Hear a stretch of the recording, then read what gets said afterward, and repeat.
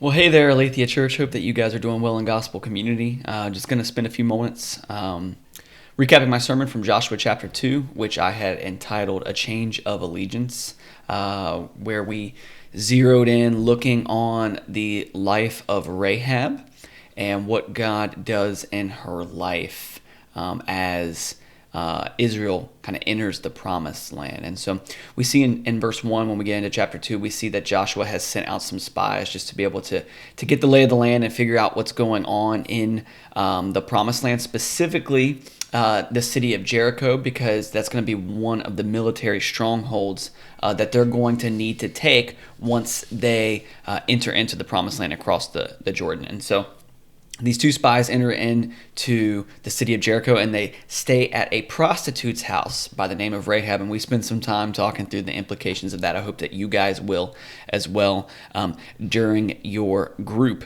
But one of the things I want to point out is that once we get into verse 2, we see that the king's guards show up to Rahab's house, and she hides the guards and sends the guards on the wrong way. So she hides these spies, but she sends the guards after them outside the city. She lies to them.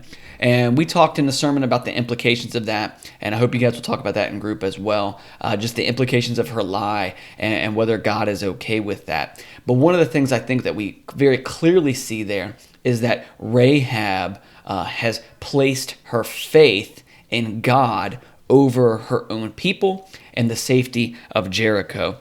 And we asked ourselves this question: why would Rahab do this? And we said that there were three things that we see in verses 8 through 14 that kind of lay this out for us. We see that her faith has been moved from being placed in Jericho, her own people, to being placed in God.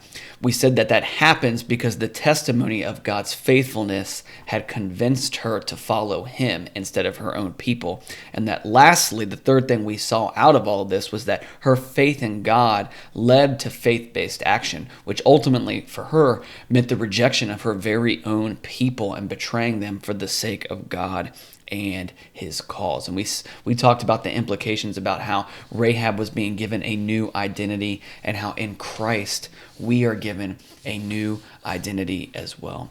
Lastly, I just finished up my sermon talking about the promise that the spies make to Rahab and the sign that they ask her to place in the window, which is that of the scarlet cord.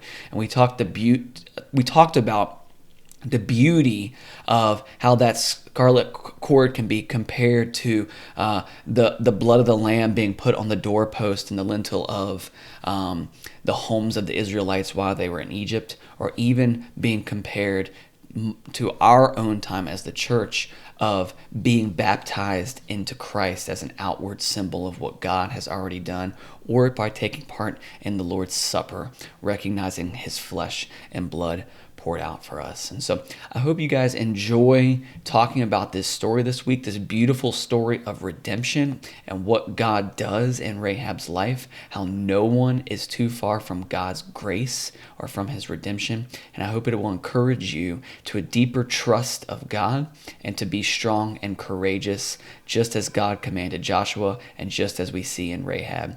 Have a great week. I'm praying for you guys. Go and be the church.